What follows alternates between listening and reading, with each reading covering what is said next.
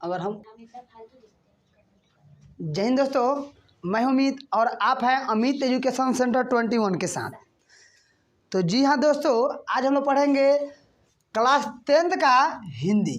Class 10th का हिंदी पढ़ेंगे जो काव्य खंड भारत माता, जिसके कवि है सुमित्रानंद पंत जी, है ना। सुमित्रानंद पंत, यानी सुमित्रानंद पंत के द्वारा जो काव्य खंड का रचना किया गया है, काव्य खंड के बारे में बताया गया है। इनके काव्य खंड को आज हम लोग पढ़ेंगे। यानी इनके काव्य खंड की रचना यानी कविता में ये लिखे हैं भारत माता। भारत माता में इन्होंने अपना क्या बात को बताया है, इसका चर्चा हम इसके पहले वाले वीडियो में कर दिए हैं। आज इसमें हम लोग चर्चा करेंगे ऑब्जेक्टिव टाइप और क्वेश्चन आंसर। उसी क्वेश्चन आंसर का इसमें हम लोग चर्चा करेंगे जो क्वेश्चन आंसर इस साल 2023 बोर्ड में आने वाला है। निश्चित इसमें से क्वेश्चन रहेगा और उसका हम लोग चर्चा करेंगे। अगर आप पूरे वीडियो को देखते हैं, है ना, तो इससे आपके एग्जाम में ऑब्जेक्टिव से 1 से 2 क्वेश्चन लड़ जाएगा और साथ ही आपका जो प्रश्न उत्तर है जो आता है लिखने के लिए, अगर 5 प्रश्न उत्तर है उसमें से कोई 2 क्वेश्चन जरूर रहेगा। यानी आपके 2023 बोर्ड के लिए हम क्वेश्चन गेस करके इसमें लाए हैं। तो चलिए दोस्तों, बिना किसी देरी के हम शुरू करते हैं आपके वीडियो को। इस वीडियो को यहाँ पे लिखा हुआ है दोस्तों कि भारत माता ग्रामवासिनी के कवि कौन है। भारत माता ग्रामवासिनी के कवि कौन है?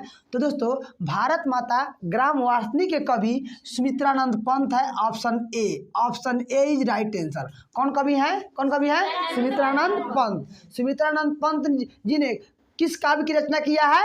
भारत माता। भारत माता का कवि कौन है? सुमित्रानंद पंत। तो चलिए आगे चलते हैं। अगला है कि सुमित्रानंद पंत का जन्म कब हुआ, यानी जो कवि है इनका जन्म कब हुआ। तो दोस्तों, इनका जन्म हुआ था, है ना, 1900 में। कब हुआ था? 1900 में। ऑप्शन बी, इनका जन्म कब हुआ था? 1900 में। यानी सुमित्रानंद पंत का जन्म कब हुआ था? 1900 में। अगर जानते हैं, अगला है पंत जी का जन्म कहाँ हुआ था, यानी सुमित्रानंद पंत जी का जन्म कहाँ। दोस्तों कभी मत घबराइएगा, अगर पंत जी आ जाता है परीक्षा में तो यह आने का क्या कारण है, जो क्वेश्चन देता है वह आपसे ट्राई करता है कि आप पढ़ कर आए हैं कि गेस रट के आए हैं। तो पंत जी का मतलब होता है कि सुमित्रानंद पंत, यानी इनके पूरे नाम का एक संक्षेप है पंत। कथी है? पंत। यानी सुमित्रानंद पंत के भी बताना है। तो पंत जी का यानी सुमित्रानंद पंत का जन्म कहाँ हुआ था? तो दोस्तों, सुमित्रानंद पंत का जन्म उत्तरांचल के अल्मोड़ा जिला में हुआ था। कहाँ हुआ था? उत्तरांचल के अल्मोड़ा जिला में हुआ था और उस जगह का नाम था कसौनी। यानी कहेगा उत्तरांचल राज हो गया, अल्मोड़ा जिला हो गया, और जिस जगह पे इनका जन्म हुआ था वह जगह का नाम क्या था? कसौनी। क्या था? कसौनी। चलिए बताइए, कसौनी में किसका जन्म हुआ था जी? किसका जन्म हुआ था? हाँ, उस राज्य का नाम क्या है? उत्तरांचल। जिला का नाम क्या है? अल्मोड़ा। अल्मोड़ा जिला। अल्मोड़ा जिला किस राज्य में है? उत्तरांचल। हाँ, यहाँ पे किनका जन्म हुआ था? सुमित्रानंद पंत का। आगे देखते हैं दोस्तों। अगला है, इनके माता पिता का नाम क्या था, यानी सुमित्रानंद के माता पिता का नाम क्या था। तो दोस्तों, सुमित्रानंद के माता पिता का नाम था, है ना, सरस्वती देवी और गंगा दत्त। सरस्वती देवी और गंगा दत्त। अब दोस्तों कहिएगा कि सर याद कैसे रह गई। तो देखिए, सरस्वती भी नदी है, गंगा भी नदी है ना, यानी सरस्वती भी नदी, गंगा भी नदी। याद रखिएगा कि सुमित्रानंद के माता पिता का नाम पूछेगा ना तो याद रखिएगा दोनों नदियों का नाम है। दोनों नदियों का नाम है। सरस्वती भी नदी है, गंगा भी नदी है। तो गंगा से गंगा दत्त और सरस्वती से उसकी माँ की नाम, उनके माँ का नाम, यानी दोनों नदी है ना, सरस्वती भी नदी, गंगा भी नदी। तो इसे याद रखेंगे कि सुमित्रानंद पंत के माता का नाम सरस्वती देवी और पिता का नाम गंगा दत्त। कंफ्यूजन ना कीजिएगा। चलिए आगे देखते हैं। अगला दोस्तों कि सुमित्रानंद के जन्म के बाद कितने घंटे बाद उनकी माता का देहांत हो गया। यानी जब सुमित्रानंद जी का जन्म हुआ तो उनकी माँ का देहांत हो गया। यानी देहांत मतलब मृत्यु। यानी उनकी माँ जो है, अब जब सुमित्रानंद का जन्म दिया तो उनकी माँ का मृत्यु हो गया। तो वह कितने घंटे बाद हो गया? तो दोस्तों 6 घंटे बाद। कितने घंटे के बाद? किनका मृत्यु हो गया? उनके माता का नाम क्या था? सरस्वती देवी। पिता का नाम क्या था? गंगाधर। जन्म कब हुआ था? 1900। कहाँ हुआ था? हाँ, उत्तरांचल के अल्मोड़ा जिला के कसौनी जगह पे। कोई दिक्कत? चलिए, इन्होंने कौन से काव्य की रचना किया था? भारत माता। कोई दिक्कत? आगे चलते। कितने घंटे बाद इनकी माँ की आगे पिता का देहांत हो गया, हाँ कंफ्यूज मत कीजिएगा, इनके माता का देहांत हो गया। परीक्षा में आपसे इससे पूछ देगा कि सुमित्रानंद के जन्म के कितने घंटे बाद उनके पिता का देहांत हो गया। अगर ऐसा क्वेश्चन आता है तो क्वेश्चन देखा हमारी, पिता का थोड़ा देहांत हुआ, माता का देहांत हुआ। किसका देहांत हुआ? माता का। तो 6 घंटे बाद, कितने घंटे बाद? अब चलिए, पंत जी प्राथमिक शिक्षा कहाँ से प्राप्त किए? प्राथमिक शिक्षा जैसे मान लीजिए 1 से लेकर 5वां तक है ना, इसको प्राथमिक कहते हैं, मध्य बोलते हैं 1 से लेकर 9 तक। तो प्राथमिक शिक्षा कहाँ से प्राप्त किए थे? तो वह गांव से प्राप्त किए थे। यानी पंत जी प्राथमिक शिक्षा कहाँ से प्राप्त किए थे? गांव से। आगा जानते हैं, आगा चलते हैं। अगला है कि पंत जी का निधन कब हुआ? पंत जी का निधन कब हुआ? सुमित्रानंद का पंत का निधन कब हुआ? तो इनका निधन हुआ, तो निधन मतलब दोस्तों होता है मृत्यु। निधन का मतलब क्या होता है? मृत्यु। निधन का मतलब मृत्यु, मृत्यु का मतलब उनका मतलब जिस दिन इनका डेथ हो गया। तो इनका जन्म मृत्यु हुआ था है ना 29 दिसंबर 1977। 29 दिसंबर 1977 को किनका डेथ हो गया? सुमित्रानंद पंत का। आज जन्म कब हुआ था? आपसे जन्म पूछेगा, जन्म तो जन्म कहिएगा, जन्म पूछेगा जन्म तो जन्म कहेंगे आप, जन्म कहेंगे 1900 में, जन्म कब कहेंगे? और मृत्यु कहेगा यानी निधन कहेगा तो 29 दिसंबर 1977। किनका मृत्यु हो गया था दोस्तों? सुमित्रानंद पंत का निधन हो गया था। ठीक है ना, याद रहेगा।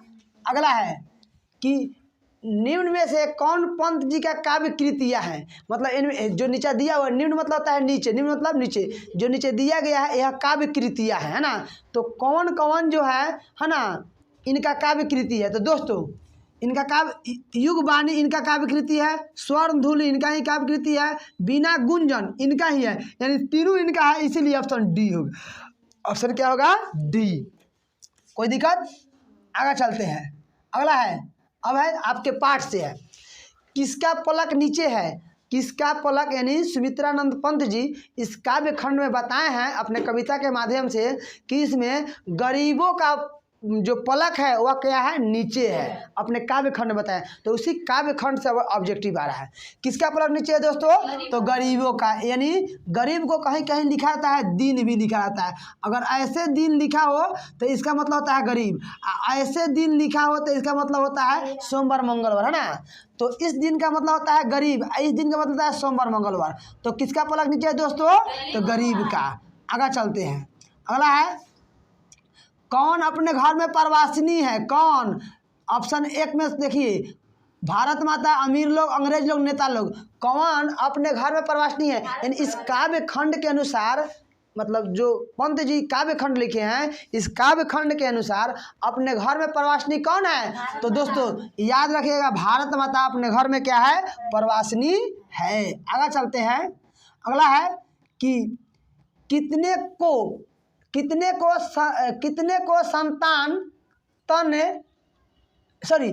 को संतान नग्न तन में है? कितने मतलब कितने करोड़ जनता जो है नग्न तन में है। नग्न मतलब होता है ऐसे ही। कितने भारत में ऐसे कितने लोग हैं जो नग्न तन हैं? तो दोस्तों जिस समय यह काव्य खंड की रचना किया गया था उस समय हमारे देश की आबादी 30 करोड़ था। जिस समय सुमित्रानंद पंत जी ने इस काव्य खंड का रचना किया था उस समय हमारे देश की आबादी कितना था? 30 करोड़। तो इसमें ऑप्शन हो जाएगा 30 करोड़। क्या हो जाएगा? यानी 30 करोड़ जनता का जो तन है वह क्या है? नग्न। नग्न मतलब होता है उनके बदन पर कोई कपड़ा वपड़ा नहीं है। आगे चलते हैं। सोने जैसे फसल को कौन कुचल कर चल रहा है? कुचल कर है, यहाँ पे कर होगा। सोने जैसे फसल को कौन कुचल कर चल रहा है? तो दोस्तों सोने जैसे फसल को कुचल कर अंग्रेज चल रहा है। कौन चल रहा है? अंग्रेज। यानी अंग्रेज उस हमारी जो भारत के लोग जो फसल उपजा रहे हैं यह फसल जो है सोना से भी बहुत आगे बढ़कर है, उस फसल को यह अंग्रेज अपने पैरों तले कुचल कर चल रहे हैं। तो इसका ऑप्शन हो जाएगा अंग्रेज। क्या हो जाएगा? अंग्रेज। अगला दोस्तों है, किसका तप संयम सफल है? किसका तप संयम सफल है? तो भारत माता का तप संयम क्या है? सफल है।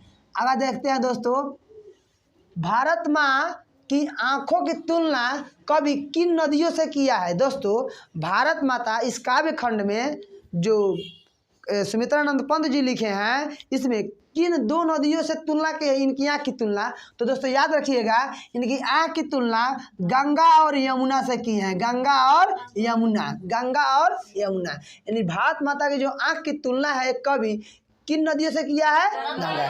कभी कभी परीक्षा पूछ देता है गंगा यमुना की तुलना कभी भारत माता के किस अंग से किया है, तो आँख से किया है। कैसे किया है, कभी कभी पूछ देगा कि कभी गंगा यमुना की तुलना भारत माँ के किस अंग से किया है, आँख से। और कहेगा कि भारत माँ की तुलना कभी किन नदियों से किया है, तो गंगा यमुना। कभी भी क्वेश्चन घुमा कर पूछेगा, कोई दिक्कत नहीं ना होगा। आगे चलते हैं। अगला है कि भारत माता कहाँ परवासिनी बनी हुई है। भारत माता कहाँ परवासिनी बनी हुई है। ऑप्शन 1 में अपने घरों में, घर के बाहर यानी घर से बाहर, विदेश में, तालाब में। तो दोस्तों भारत माता परवासिनी अपने घरों में बनी हुई है। कहाँ बनी हुई है, अपने घरों में बनी हुई है। आगे चलते हैं। युग युग से किसका, युग युग के अंधकार से किसका मन विस्मदमय है। युग युग से मतलब युग युग के अंधकार से किसका मन विषादमय है। विषादमय मतलब दुखी। युग युग से किसका मन विषादमय है, तो दोस्तों भारत माँ का मन जो है क्या है, विषाद है, यानी दुखमय है। अगला है दोस्तों, यह समाप्त होता है। अब हम लोग आगे इसके जो प्रश्न उत्तर होंगे, जो परीक्षा में आने वाले हैं, VVI हैं, इस प्रश्न उत्तर को पढ़कर समझ लेते हैं।